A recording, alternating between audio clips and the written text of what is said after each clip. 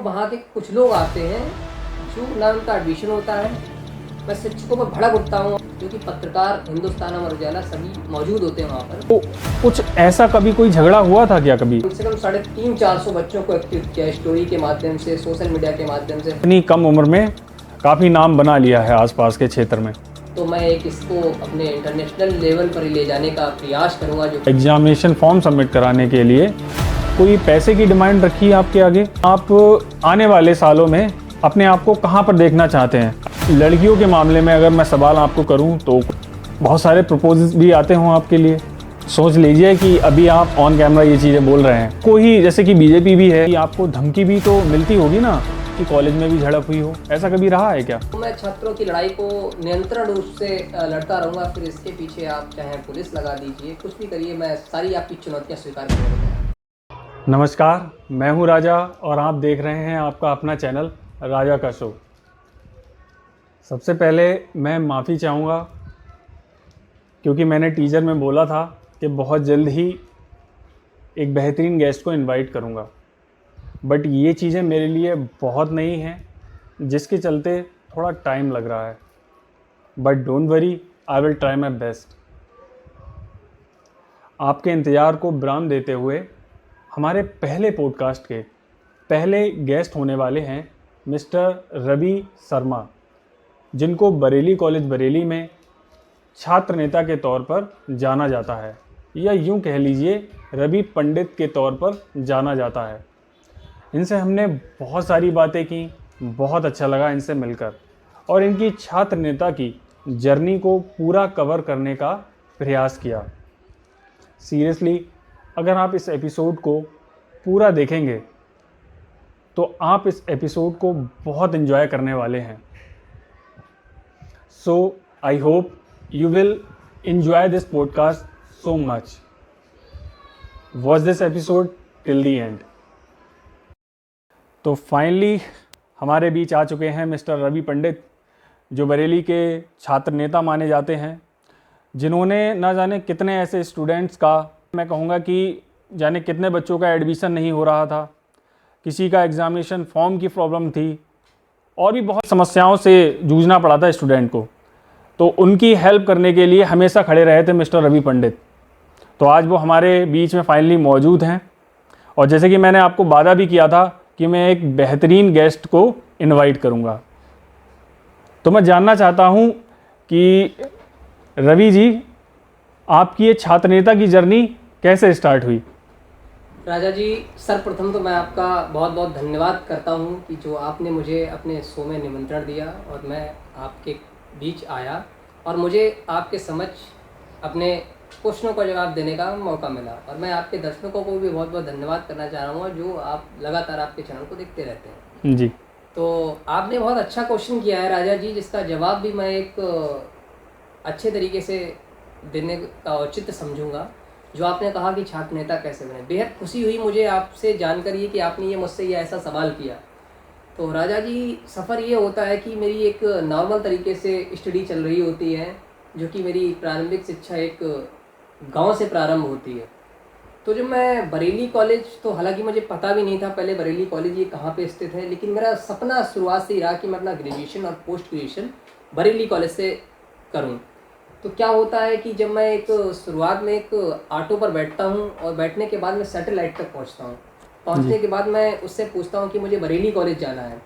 Bareilly college जाने के लिए वो मुझे बैठा लेता उसमें और उसके बाद मैं उसके माध्यम से मैं बरेली कॉलेज पहुंच जाता हूं, जो कि मुझे सारी चीज़ें वहाँ की नहीं अवगत होती हैं, जो कि मैं लोगों से पूछ कर उन चीज़ों को करके और अपना एडमिशन वहाँ पर ले लेता हूँ। फिर क्या होता है कि जब मैं बरेली कॉलेज पहुँच जाता हूँ, पहुँचने के बाद देखता हूँ कि मैं एग्जामिनेशन फॉर्म अपना भरता हूँ। भरने के बाद मैं उसको जमा करता हूँ तो लाइन बहुत लंबी लगी होती है। इसको देखकर बड़ा इरिटेट होता हूँ अंदर से मैं और बड़ा थकान सी महसूस होती है, काफ़ी देर लाइन में खड़े हो जाता है। तो मैं देखता हूँ वहाँ के कुछ लोग आते हैं जो ना उनका एडमिशन होता है और ना वो वहाँ पढ़ाई कर रहे होते हैं। वो आते हैं, ना लाइन में लगते हैं, ना कुछ करते हैं और उनका फॉर्म जमा हो जाता है। तो ये देखकर मैं शिक्षकों से सवाल करता हूँ कि भाई इनका एडमिशन आपने फार्म कैसे जमा कर लिया, इनका एडमिशन है। तो मुझसे कहते हैं छात्र नेता है ये। तो मुझे पहले पता भी नहीं होता कि छात्र नेता क्या होता है। तो मैं उनसे कहता हूँ छात्र नेता क्या होते हैं, तो वो हमसे ये कहते हैं अभी आप पढ़ोगे तो जान जाओगे। जी। तो ऐसे ही क्या होता है, फिर वो मेरी एक छोटी सी त्रुटि निकलती है फार्म में, वो फार्म को दे देते हैं कि इसको सही करके लाओ, मैं फिर लग जाता हूँ लाइन में, और जब फार्म जमा करता हूँ तो फिर मैं वहाँ पे पहुँचता हूँ, फिर वो गलती निकाल देते हैं। 2-3 बार ऐसे होता है तो मुझे गुस्सा आ जाता है, मैं शिक्षकों पर भड़क उठता हूँ और कहता हूँ ऐसे नहीं, ऐसे ये आप उनका कर दे रहे हो, मेरा नहीं कर रहे हो। काफ़ी झड़प हो जाती है उनसे मेरी, जो कि पत्रकार हिंदुस्तान अमर उजाला सभी मौजूद होते हैं वहाँ पर। तो वो जब सुबह को उस खबर को छापते हैं तो मैं घर पर आता हूँ और अचानक मेरे दोस्त मुझे फ़ोन करते हैं कि अभी आज तेरा पेपर में नाम छपा है और क्या कर दिया तूने कॉलेज में। तो पहले तो मुझे डर लगता है बड़ा कि कहीं ऐसा ना हो सकता कि मेरा एडमिशन ना कैंसिल कर दे, काफ़ी तरीके का मुझे डर सा महसूस होता है। तो यहाँ तक ऐसे करके मैं बरेली कॉलेज पहुँचा और लोगों की मदद करना शुरू किया, और आगे मैं उम्मीद करता हूँ कि ऐसे ही मैं छात्रों के बीच बना रहूँ। जी जी, बहुत अच्छे से आपने इस सवाल का जवाब देने का प्रयास किया। जब आप छात्र नेता के तौर पर उभरे, तकरीबन मैं कहूँगा जब से मैं जानता हूँ आपको 2-2.5 साल होने जा रहे हैं। जी। तो ऑडियंस के माध्यम से मैं जानना चाहूँगा कि आपको जो है जब कोई छात्र नेता कह के बुलाता है तो कैसा महसूस होता है आपको? राजा जी, चूँकि जब लोग मुझे छात्र नेता कह के बुलाते हैं तो मैं उनसे तो यही कहता हूँ कि मैं यहाँ पर राजनीति नहीं, कार्यनीति के तरफ से और छात्रों के बीच समाज सेवा करने के लिए आया हूँ। और आप मुझे छात्र नेता ना कहें, आप मुझे अपने भाई का दर्जा दें तो मुझे बेहद खुशी होगी। हालांकि छात्र नेता शब्द ही बहुत अच्छा है, जो कि स्टूडेंट लीडर का होना एक डिग्री कॉलेज में बेहद ज़रूरी है, वरना निजी समस्याओं को छात्रों को गुजरना पड़ता है। कभी कभी ऐसा भी होता है जैसे कि कुछ स्थितियों पर देख के मैं कहीं बाहर होता हूँ, नहीं पहुँच पाता हूँ, तो मैं अपने साथियों को भेजने का प्रयास करता हूँ। अच्छा अच्छा, तो आपकी एक टीम भी होगी? हाँ, हमारी टीम भी है, हमने बना रखी है। जैसे कभी क्या होता है कि मैं निजी कारणों से बाहर चला जाता हूँ, तो मैं अपनी अगर समझ से स्टूडेंट को प्रॉब्लम आ रही, नहीं पहुँच पाता हूँ, तो मैं फ़ोन के माध्यम से कोशिश करता हूँ समस्या का समाधान करने का। अगर नहीं होता है तो मैं अपनी टीम के साथियों को भी भेजता हूँ। साथ साथ मैं कहीं ना कहीं ये भी जानना चाहता हूँ कि ना जाने कितने ऐसे स्टूडेंट भी होंगे जो फ़ोन कॉल से भी जुड़े हुए होंगे, और जब आप कॉलेज जाते होंगे तब भी वो आपसे मिल कर के बेहद खुश भी होते होंगे। तो अच्छा ये बताइए कि यूनिवर्सिटी भी आना जाना आपका लगा ही रहता होगा, ऑब्वियस सी बात है। कभी यूनिवर्सिटी में लेकर के किसी चीज़ को कुछ ऐसा कभी कोई झगड़ा हुआ था क्या कभी, जो मुझे लगता है कि न्यूज़पेपर वगैरह में आप छा गए थे? ऐसा कोई एक रीज़न बताइए। ऐसा रीज़न ऐसा हुआ था राजा जी, मैं आपको बताना चाहूँगा कि जो कि आपने सुना भी होगा। एक बार ऐसा हुआ था, स्टूडेंटों का रिजल्ट नहीं आ पाया था समय से और स्कॉलरशिप की डेट निकली जा रही थी। जी। तो छात्रों, जो कि गरीब समाज के बच्चे जो होते हैं, वो स्कॉलरशिप के बलबूते पर सरकारी कॉलेजों में पढ़ते हैं, उन बच्चों ने मुझसे फ़ोन किया और काफ़ी बच्चे एकत्रित हुए। उन्होंने मुझसे कहा कि भैया स्कॉलरशिप की डेट निकली जा रही है और हमारा परिणाम नहीं आया। तो उसको लेकर मैंने कम से कम 350-400 बच्चों को एकत्रित किया, स्टोरी के माध्यम से, सोशल मीडिया के माध्यम से, फ़ोन के माध्यम से, और बच्चों ने भी मुझे सपोर्ट किया। मैं विश्वविद्यालय पहुंचा और मैं वाइस चांसलर को ज्ञापन देकर और काफ़ी देर तक प्रदर्शन किया। इसके बाद उन्होंने रिजल्ट को 24 घंटे भी नहीं लगने दिया, रिजल्ट जारी हो गया। तो उसको देखकर न्यूज़पेपर में जो छापा है उससे मेरे लिए इतना क्रेडिट हुआ है कि काफ़ी लोग मुझे जान गए और स्टूडेंटों का भी सपोर्ट मिला। उन्हें ये लगा कि ये भैया जो प्रदर्शन किया इनके माध्यम से आज रिजल्ट जारी हो गया, तो आगे भी ये हमारे काम आते रहेंगे और हमें सपोर्ट मिलती रहेगी। तो उसको देखते हुए कई छात्रों ने मुझे सपोर्ट किया। क्या बात है। तो यानी कि अभी तक आपने इतनी कम उम्र में काफ़ी नाम बना लिया है आसपास के क्षेत्र में। मानूँ तो ये स्टूडेंट के माध्यम से मैं अभी तो अपने आप को कुछ इतना ज़्यादा गर्व नहीं महसूस करता हूँ कि जो मेरे किए गए द्वारा मेरे काम को अगर जनता पसंद करती है तो मैं आगे भी करता रहूँगा। और साथियों, स्टूडेंटों का अगर सपोर्ट रहा तो मैं एक इसको अपने इंटरनेशनल लेवल पर ले जाने का प्रयास करूँगा, जो कि अभी मैं इतना विश्वास के साथ तो नहीं कह सकता हूँ, क्योंकि मैं, लेकिन फिर भी हाँ इतना ज़रूर कहूँगा आपके चैनल के माध्यम से जो ऑडियंस देख रहे हैं कि अगर जो छात्रों को दिक्कत आएगी, मैं उनके लिए हर एक लड़ाई को, उनकी न्याय की लड़ाई को लड़ता रहूँगा और आगे भी उन्हें न्याय दिलाने का काम करता रहूँगा, परिस्थितियाँ आप चाहे कैसी भी हों। क्या बात है, क्या बात है। अच्छा, इसके अलावा जैसे कि स्टूडेंट के मामले में तो हमेशा खड़े होते ही रहे हैं, क्या कभी जहां आप रहते हैं, आप बेसिकली फरीदपुर के रहने वाले हैं? देखिए, मैं जो प्रारंभिक मेरी शिक्षा हुई है, एक वो प्राइमरी स्कूल की हुई है, सरकारी स्कूल जिन्हें बोलते हैं, वो एक फरीदपुर का लगा हुआ एक गांव है जो होता ब्लॉक में पड़ता है। उस गांव से मेरी शिक्षा प्रारंभ हुई। जब मैं 8th क्लास तक वहाँ पर पढ़ चुका, इसके बाद वहाँ पर 9th क्लास के लिए स्कूल नहीं थे, तो मुझे इसके कारण बस फरीदपुर आना पड़ा, जो कि हालांकि अब फरीदपुर में भी मेरा घर है और मैं यहीं रहता हूँ, लेकिन पढ़ाई के माध्यम से मैं अब फरीदपुर रहने आया। अच्छा, तो जो गांव बता रहे थे आप, उसका नाम क्या है, भुता के पास में? भुता के पास जो गिलाग लगता है वो भुता लगता है, और तहसील फरीदपुर ही लगती है। गांव का नाम है खटेली। अच्छा अच्छा वहाँ अच्छा। पर इतनी सुविधाएं नहीं थी जो मैं अपनी हायर एजुकेशन वहाँ पर कंप्लीट कर सकता था। तो एजुकेशन आपने बेसिकली प्राइमरी की जो शिक्षा है वो फरीदपुर में ही उत्तीर्ण की? प्राइमरी की जो शिक्षा मैंने हासिल की है वो एक मेरे गांव के पास में एक बसंतपुर पड़ता है गांव, जी जी जी। वहाँ तक मैंने अपना 8th कंप्लीट किया है। अच्छा अच्छा। वहाँ के बाद मैं जो सीधे आया, मैं फरीदपुर आकर मैंने CAS इंटर कॉलेज में एडमिशन लिया। अच्छा, उसके बाद आप बरेली कॉलेज गए? उसके बाद मैं बरेली कॉलेज, लेकिन हालांकि मेरा सपना 8th क्लास से ही था कि मैं अपनी ग्रेजुएशन की जो पढ़ाई करूँगा वो बरेली कॉलेज में ही करूँगा। ठीक है, एशिया का सबसे प्रसिद्ध कॉलेज है। क्या बात है। अच्छा, आपने अपने बारे में ही बताया, अपनी एजुकेशन के बारे में भी बताया, और छात्र नेता की शुरुआत के दौर में जो जो दिक्कतें आई वो भी आपने कहीं ना कहीं डिस्कस की। इसके अलावा आप थोड़ा पर्सनल अगर होया जाए तो क्या लगता है कि आपको थोड़ा कंफर्ट रहेगा ना? हाँ हाँ, बिल्कुल बिल्कुल, आप क्वेश्चन कीजिए, मैं आपके क्वेश्चन का जहाँ पर उचित समझूंगा और देने का प्रयास करूँगा, और जैसा मैं बताने का प्रयास करूँगा, जो कुछ संभव होगा सच्चाई के साथ आपके चैनल के माध्यम से मैं अपनी बातों को शेयर करूँगा। अच्छा, ऐसा भी मैंने सुना है, कुछ स्टूडेंट्स बताते हैं कि कभी ना कभी आपके साथ में ऐसा हुआ भी होगा कि कुछ छात्रों ने अपना फॉर्म सबमिट कराने के लिए या एग्ज़ामिनेशन फॉर्म सबमिट कराने के लिए कोई पैसे की डिमांड रखी आपके आगे? देखिए राजा जी, आपने ये क्वेश्चन किया है, हालांकि आजकल के लोग ये ऐसा क्वेश्चन बहुत करते हैं, और ये इसको लेकर ही एक छात्र राजनीति में व्यक्ति का नाम खराब होता है तो वहीं पर खराब होता है, उसकी रेपुटेशन भी यहीं से खराब होती है। अभी तक मैं जो भी छात्रों के साथ न्याय के लिए लड़ाई को लड़ रहा हूँ वो निस्वार्थ रूप से लड़ रहा हूँ, और आगे भी निस्वार्थ रूप से ही लड़ता रहूँगा, जिसमें मैंने अभी तक तो किसी स्टूडेंट से एक पैसा की मांग नहीं की, और आगे मैं उम्मीद करता हूँ मैं किसी स्टूडेंट से बिना पैसे लिए निस्वार्थ सेवा उनकी करता रहूँगा। बहुत बढ़िया बात है ये। अच्छा, तो अभी क्या लगता है कि अब आप आने वाले सालों में अपने आप को कहाँ पर देखना चाहते हैं, अगर यही चीज़ें सारी चलती रहीं तो?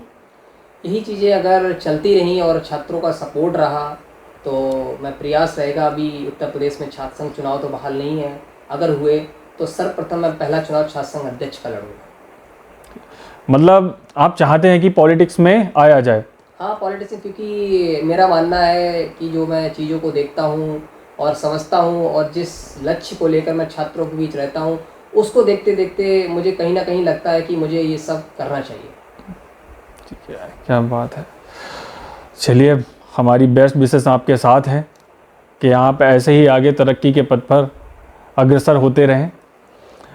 अच्छा, इसके अलावा कहीं ना कहीं कुछ अगर लड़कियों के मामले में अगर मैं सवाल आपको करूं तो कुछ अजीब तो नहीं लगेगा ना आपको? नहीं लगेगा, आप अगर क्वेश्चन करेंगे, क्वेश्चन अगर जेन्युइन होगा और मुझे लगेगा कहीं जवाब देने के योग्य है, तो मैं निडर होकर आपके हर एक क्वेश्चन का जवाब दूंगा। करिए आप क्वेश्चन। जो मैं सवाल पूछना चाहता हूँ वो ज़्यादातर लोगों के मन में आता भी होगा, क्योंकि जिस एज में हम आप हैं उस एज में ये चीज़ें कहीं ना कहीं देखने को मिलती हैं, और जिस आप पद पर हैं आप बहुत से स्टूडेंट के सामने आसपास रहते ही होंगे, तो मे बी होता हो कि बहुत सारे प्रपोजल्स भी आते हों आपके लिए। राजा जी, आपने क्वेश्चन बड़ा एक गंभीर प्रश्न किया है, जो कि मेरे लिए एक बताना तो स्वाभाविक होगा कि मैं आपसे वादा कर चुका हूँ आपके हर एक क्वेश्चन का जवाब दूंगा, लेकिन जो सच्चाई है मैं आपको वही शेयर करूँगा। हालांकि जो आपने जैसा क्वेश्चन किया है कि प्रपोजल आते होंगे, तो देखिए कार्य नीति को देखते हुए आज के जो समय में लोग क्या होता है कि कार्य को देखते हैं, जब किसी का कार्य अच्छा लगता है तो उसके प्रति कुछ ना कुछ अट्रैक्शन उनके प्रति आता है। अब उनके दिल में वो क्या चलता है उसको तो नहीं कह सकता है, लेकिन कार्य नीति को देखते हुए मेरे पास ऐसे काफ़ी प्रपोजल आए जिनको मैंने स्वीकार करने से इनकार किया, स्वीकार ना किया और इनकार किया, क्योंकि मुझे लगता है कि अगर मैं इन सभी चीज़ों में पढ़ रहा हूँ और इनको मैं अपना समय दे रहा हूँ इन सभी चीज़ों में, तो मैं जिस लक्ष्य को लेकर मैदान में छात्रों के बीच उतरा हूँ वहाँ तक नहीं पहुँच पाऊँगा। तो अभी तक इन चीज़ों को लेकर मेरा कोई ऐसा क्वेश्चन नहीं रहा, ना मेरे माइंड में कोई ऐसा रहा कि मैं ये सब करूँ। सोच लीजिए कि अभी आप ऑन कैमरा ये चीज़ें बोल रहे हैं। नहीं, ऑन कैमरा बोले, आगे का तो मैं अपनी लाइफ का नहीं कह सकता हूँ, लेकिन हाँ अभी तक तो ऐसा है, मैं अपने आप को बहुत कंट्रोल करता हूँ और इन सब चीज़ों से बचने की ही कोशिश करता हूँ। कभी कभी क्या होता है, लोग इन चीज़ों को रखते हुए गलत तरीके से इसका उपयोग करते हैं और गलत फ़ायदा उठाते हैं, तो मैं इन चीज़ों से प्रयास यही करता हूँ कि मैं बचता रहूँ और अभी इन लाइनों में ना पढ़ूँ, इन झंझटों में ना आऊँ। तो अभी तक मेरा ऐसा कोई ऐसा वो नई इंटेंशन नहीं रहा है और ना मैं इन सभी अभी चक्रों में पड़ा हूँ।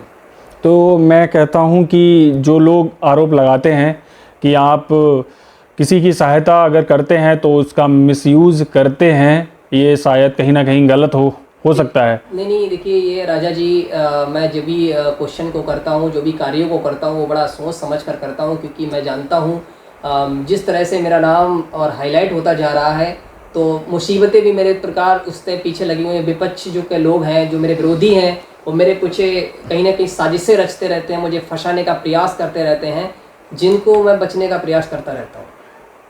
अच्छा, थोड़ा सा डीप जाया जाए तो कहीं ना कहीं मैं ये जानना चाहूँगा कि आप किस पार्टी को वैसे समर्थन करते हैं?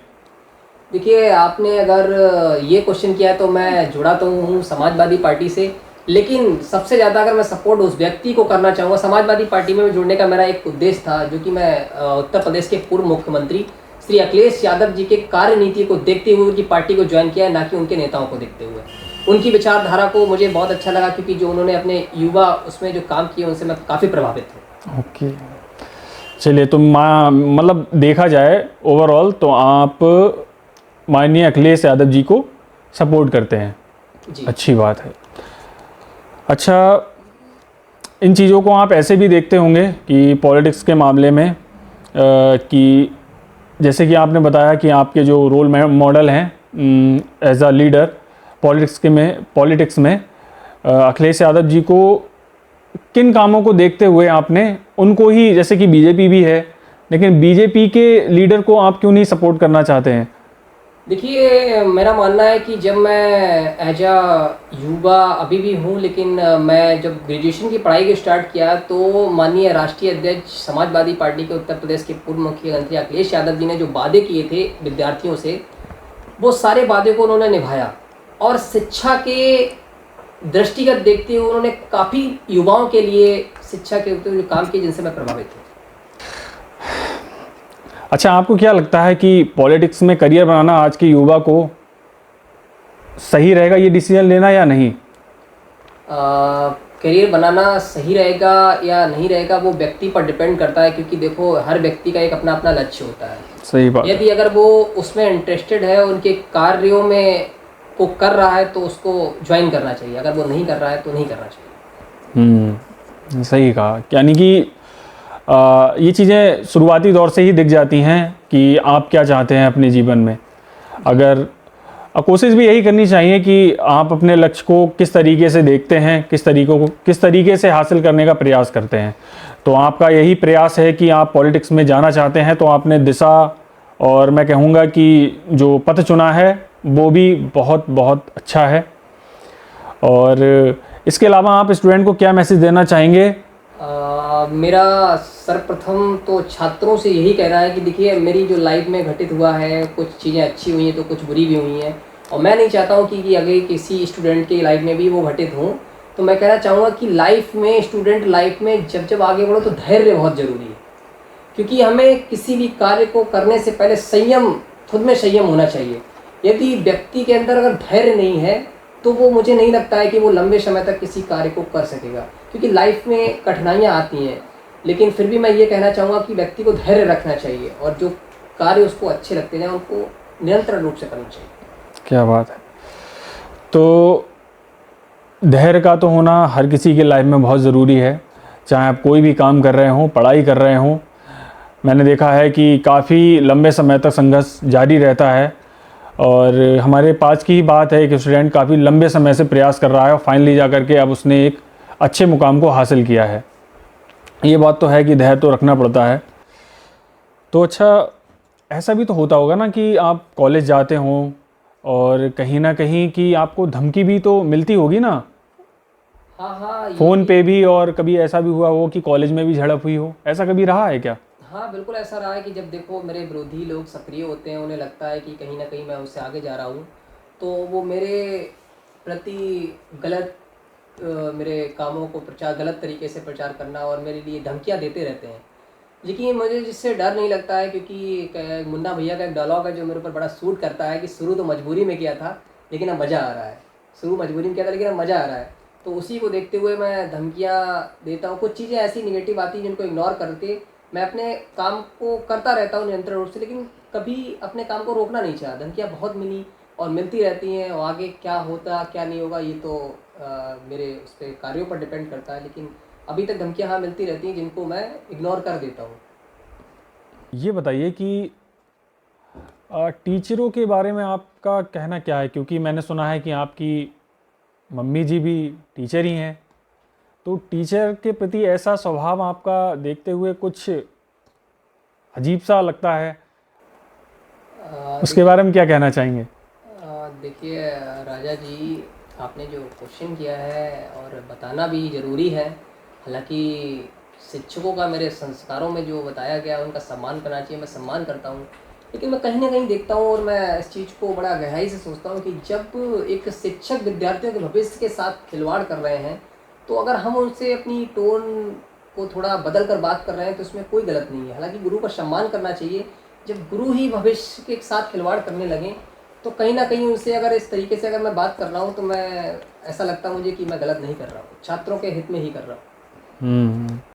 और अच्छा, ऐसा भी रहा है कि टीचर ने कभी आपको अलग से ऐसा बोला हो कि रवि जी, बहुत से फैकल्टी के मेंबर्स होते हैं, टीचर्स होते हैं यूनिवर्सिटी में, तो उन चीज़ों को थोड़ा ध्यान में रख कर के ही आपको अपनी बात रखनी हो? ऐसा कुछ होता है कभी कभी। क्या होता है, जो शिक्षक लगातार से मेरी बातों को लेकर टेंशन में पड़ जाते हैं, कभी कभी मैं मुद्दों को उठाता हूँ, तो मुझे बुलाकर पर्सनली वो व्यक्तिगत तौर पर मेरा उनसे यही कहना होता है कि मैं छात्रों के न्याय की लड़ाई को लड़ रहा हूँ और मैं कुछ गलत नहीं कर रहा हूँ। जिस दिन मुझे लगेगा खुद मैं कुछ गलत कर रहा हूँ, इसके लिए मुझे न्याय के माध्यम से मुझे दंड मिलेगा। लेकिन अगर छात्रों के साथ अगर कुछ अन्याय होगा, तो मैं छात्रों की लड़ाई को नियंत्रण रूप से लड़ता रहूँगा। फिर इसके पीछे आप चाहे पुलिस लगा दीजिए, कुछ भी करिए, मैं सारी आपकी चुनौतियाँ स्वीकार करने को तैयार हूँ। चलिए, बहुत अच्छी बात है। बहुत बहुत धन्यवाद रवि जी, आपने अपने आप को इस तरीके से रिप्रेजेंट करा कि मैं समझता हूँ कि स्टूडेंट को वो चीज़ें समझ में आई होंगी जिस तरीके से आप हेल्प करते हैं स्टूडेंट्स की। और आपके उज्जवल भविष्य की भी मैं कामना करना चाहता हूँ कि जिस पद पर आप डटे हुए हैं स्टूडेंट की हेल्प करने के लिए, मैं चाहता हूँ कि अगर आप पॉलिटिक्स में भी आना चाहते हैं तो लोगों की भी समस्या का निवारण ऐसे ही करेंगे, निस्वार्थ रूप से। बहुत बहुत धन्यवाद राजा जी, और आपने जो मुझे शुभकामनाएं दी हैं और इसका मैं आपको धन्यवाद करता हूं। और मैं ऑडियंस से आपके जो देख रहे हैं उनके माध्यम से भी कहना चाहता हूं, जो देख रहे हैं उनका भी बहुत बहुत धन्यवाद, जो नियंत्रण रूप से आपके चैनल को देखते रहते हैं। और मैं कहना चाहता हूं लोगों से कि चैनल को सब्सक्राइब कर लीजिए, क्योंकि ये राजा जी के चैनल के माध्यम से आपको हमेशा एक ऐसी जो सूचनाएँ मिलेंगी जो आपके स्टूडेंट लाइफ में और पर्सनल लाइफ में भी बहुत ज़रूरी हैं, जिनको आपको आज के बेसिक समय में जानना भी बहुत ज़रूरी है। बहुत बहुत धन्यवाद। Thank you. Hope you will be enjoy this podcast so much. अगर आपका जवाब हाँ है तो आप इस एपिसोड को सब्सक्राइब, लाइक एंड शेयर कर सकते हैं। और जो भी मिस्टेक्स आपने नोटिस की हैं आप उनको कमेंट में ज़रूर बता सकते हैं। और इसके साथ साथ हमारी और आपकी एक नए गेस्ट के साथ में बहुत जल्द ही मुलाकात होगी। तब तक के लिए आप स्वस्थ रहिए, खुश रहिए और दूसरों को खुश रहने का अवसर भी दीजिए। Thank you.